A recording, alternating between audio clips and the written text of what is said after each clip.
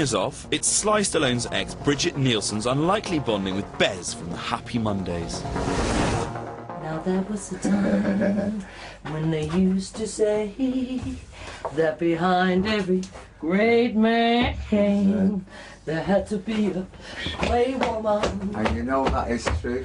The bonding came because he's lost. He was a humble person that has a lot to give, but he doesn't know how to phrase it and do it. Sisters are doing it for themselves. Yeah, man. Yeah, man. The camera catches a moment which is actually just about two people who are completely unlikely friends. Walking down the street with a ciggy in my hand, I'm a cool-looking girl with an arrogant man. I think what I was to him, I was very open, and just this is it. Hey, this is what you get.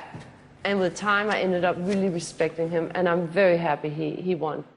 Who would have thought it? Brigitte bonding with a man even more incomprehensible than her ex-husband. Next, politician George Galloway goads ex-boozer Michael Barrymore. Well, George Galloway and Michael Barrymore got along for 2 or 3 days, terrific mates, great fun, and suddenly George Galloway got fed up with Michael Barrymore. You're the most selfish, self-obsessed person I have ever met in my entire life. In your opinion? So, put that in your pipe and smoke it if you've still got any cells left in your mind about caring what people think about you. I think that George Galloway and Michael Barrymore were similar times in their life, but very, very competitive, both of them. George, what mission are you on? What sure mission are you on? counsellor. Listen to yourself. You're in this frame of mind because you've been nominated again. And you take it as a personal slight, so you thought the most value is to go for me. No. I'm an easy target, to go for me because of the outside world. You're playing the outside world. Pour me a drink. No, is that what you said? Oh, don't fucking bring that into it. Pour me a drink. You're fucking low. You're out of order. Barrymore got on a lot of people's nerves, and Galloway just wanted Michael Barrymore to put a sock in it. And that was his way of saying it, just put a sock in it, shut up. You are totally out of order, and you're doing it with a smile. Poor me. You want to play around with an addict? Is that what you want to do? Poor You're me. quite happy to Pour play me Saddam Hussein's phone number. Poor me. That's how caring you are. Poor me. You care so much about everybody. I cared a lot about you. I did a lot for you. George, I feel really sorry for All you. you were going You're to that do- sad that no wonder Blair threw you out, Well, George. no wonder you're talking. You couldn't help feeling the whole time both of them should have known better. You know, George Galloway, a seasoned MP, Michael Barrymore having been through the mill. One would have thought they would have been a bit more sophisticated and somehow kept a lid on it, but no, they didn't manage it. You know, to be honest, I felt like getting them together and banging their heads together. Two grown men arguing like that, they should grow up. George, listen to yourself, please. You're pathetic. Imagine attacked by a Scottish former MP for Glasgow for drinking too much. That's really got to hurt. Back to Barrymore, this time showing us what we all remember him best for. What? Oh my God, no, quickly, get the cover back on the pool. Oh, it's his impression of Hitler. Oh, phew.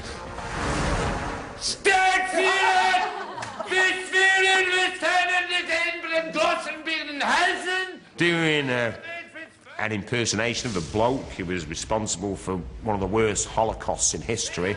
There's a certain amount of amusement in it, I suppose, but you do wonder if that's going to help your popularity.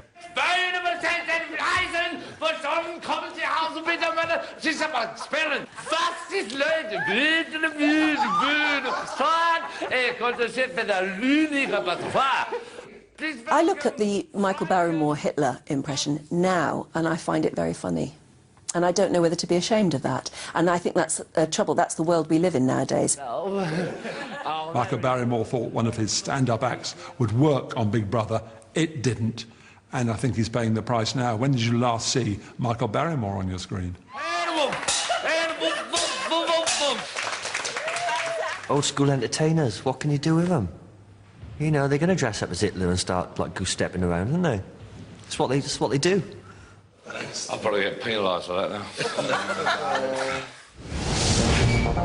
Next, it's McCririck versus Caprice. My dad told me it's not gentlemanly to be rude to women, and if I was ever rude to my mum, he'd tell me off. And if I did it again, I'd be made to join her in her woman cage in the attic. I'd taken against Caprice ever since she came in the house. But what I didn't realise is what Big Brother, the trick Big Brother played. They'd showed a video of me complaining about her, calling her cash register, how awful she was in the diary room. They'd played it to her. Now, I never realised that. The problem is, with Caprice, that Caprice is a cash register. It's Caprice Limited. Every action, every movement, every decision taken is to benefit Caprice Limited. I think he got really cross that she was being paid for being fabulous and beautiful, and he wasn't. Cold, calculating, inanimate, so wrapped up in herself beyond credibility and beyond belief that, unfortunately, I just don't know who Caprice is. You knew what's going to happen, and you knew that it was going to be fireworks afterwards. And you're thinking, oh, steady, John, don't go overboard.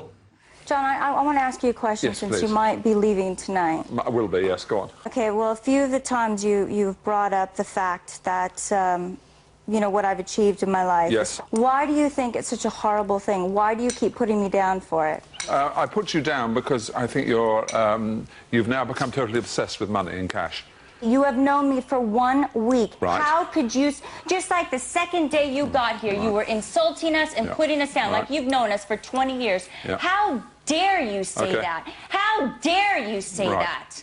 Big Brother has kicked up his game over the years, and Big Brother's become much more manipulative. By the time McCririck and Caprice were in there, Big Brother was really playing them like little puppets. The most obscene thing that happened in this house in the last 7 or 8 days. Okay, tell me. When we made our hand marks there, you go up and give a commercial for your grubby little bra company. John, Typical I am proud of of that. I am from a normal middle-class family, and I have made something out of my life. I have done something with myself. You have insulted me, you have put me down, and you've done it to all the rest of us. You condemned yourself out there. Whatever, John. Okay, whatever. It's like talking to a wall with you.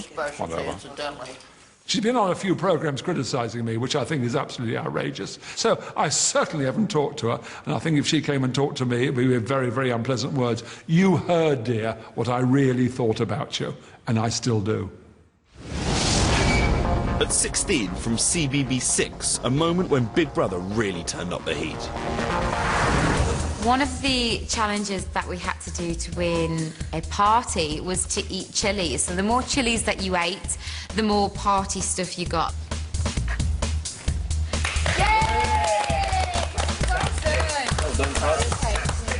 Ben did fantastic because he hates spicy food. So does Tommy. So does Ulrika. And I mean, those things are hot. I mean, we were like feeling that for days afterwards. And believe me, it's twice as hot on the way out as it was on the way in. I think we all suffered, but suffering the most, I really felt bad for Latoya.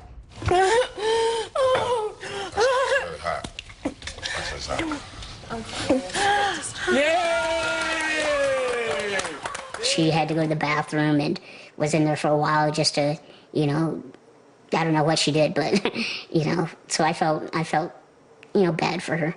Doesn't it hurt? Doesn't it hurt? Doesn't it hurt? Doesn't it hurt? It was the simplicity of that challenge and the ignorance of Coolio which emerged. That's got to be worth 2.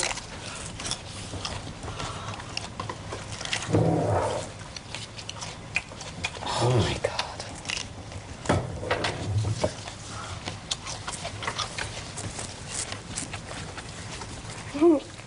It's spicy. Look at him. Oh, yeah. His eyes are red. He died on the spot. I've never seen a grown man cry. If his mummy had been there, he'd have been grabbing onto her little apron. I think Big Brother's I think they've underestimated how hot they are. There was a little bit of joy seeing Coolio having to eat the chili. Yeah, I enjoyed that.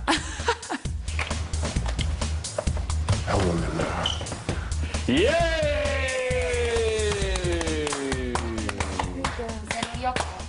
No water, no yogurt, no milk, no juice.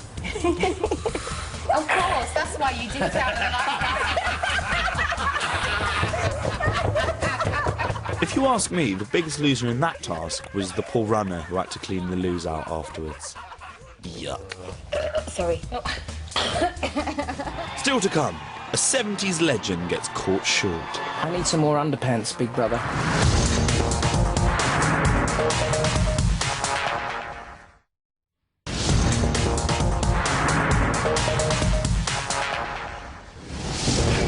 Welcome back. Before Susan Boyle, if you wanted to see a portly middle-aged woman get the fear, Celeb Big Brother was the place to go. Here's Vanessa Feltz doing a Susan Boyle long before, well, Susan Boyle. Vanessa Feltz's meltdown, I think, was the first of seeing a celebrity as a celebrity didn't want to be seen. Sure. What's that say? I was dead bored in the Big Brother house. And then he gave me a piece of chalk to write some old inane rubbish for some silly task. I thought, well, I'll hang on to the chalk. The table looks like a blackboard. I'll write some interesting words, which are synonyms for being locked up. And later on, I'll read them. That'll be good, I thought. I'll entertain myself by writing and or reading. You losing the plot there, Vanessa? Yeah. The mask falls, the barriers are down, and there is someone, and the pressure's got to them. And I think it was a great display of being mental. Vanessa, please come to the diary room. No, fuck off. And then I told Big Brother to fuck off. And I was the first person ever to have said that, and I think I remain the first person in any continent or any global hemisphere to have ever told Big Brother to go and fuck off. Vanessa, you're starting to scare me now. Good, just enjoy it. All hell ensued, and I think Anthea Turner immediately took the shaken back or whatever it was and got rid of every word I'd written, and I think people thought I was a mad, axe-wielding termagant, and I only am occasionally. I mean, OK, that's quite accurate. When rapper Coolio entered the house, he thought he was pretty hard. He's seen some scary shit in the ghetto, but nothing can prepare anyone for a gobby scouser. Coolio got a bee in his bonnet about who'd read the shopping list out. Didn't want Ulrika to do it, you know, because Ulrika didn't like him and he didn't like her and blah, blah, blah. Listen, let me fucking read it. Seriously. No, well, fuck it. Let me fucking read it. No. Well, then fuck it. I'm not letting you read it. I don't give a fuck that. I'm reading it. I can read. It was singularly so unreasonable and so ridiculous. Okay, fucking Terry, read it. I got a shave. No, you fucking read it. No, no. They don't let me do it. They don't want me to do it. No, I don't. No. Yes. No. Yes. Fuck no. Yes. Hang on a minute, Coolio. It's not your decision to tell the rest of the fucking house. Y'all take all the read food. something. Y'all eat It's it. not your And fuck it, I won't decision eat. to tell the rest of the fucking house who reads something. You know when someone stands up in a room and says what everybody else has been feeling and is able to say it and just... Well, I'm fucking reading it then. Don't tell me Fuck that. to Fuck fucking you, man. shush Man, shut the fuck up, man. No I'm fucking man reading it, will man. ever tell me to shut. Hey, I just fucking did it. Well, you know what? I don't have to listen to you at all. When you have these two big entities arguing against each other, you have this massive big ruckus. And it was intimidating, but also hilarious to sit there and watch these two people argue over a bloody shopping list. Fucking tell me to shush. Oh, No shut up. fucker will. It's a big ass mouth. A rapper being rude to a woman? They're normally so respectful to their bitches and hoes. Here's George Galloway again, in a fabulous moment you decided was your 13th favourite. Euphoric. I'm euphoric it's in the top 20.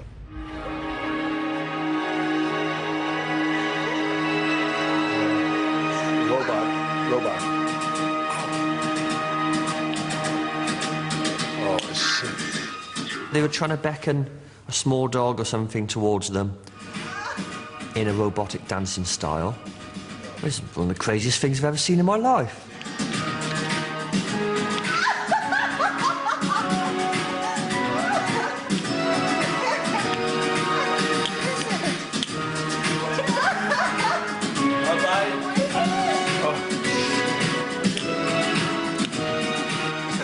We didn't take any of those tasks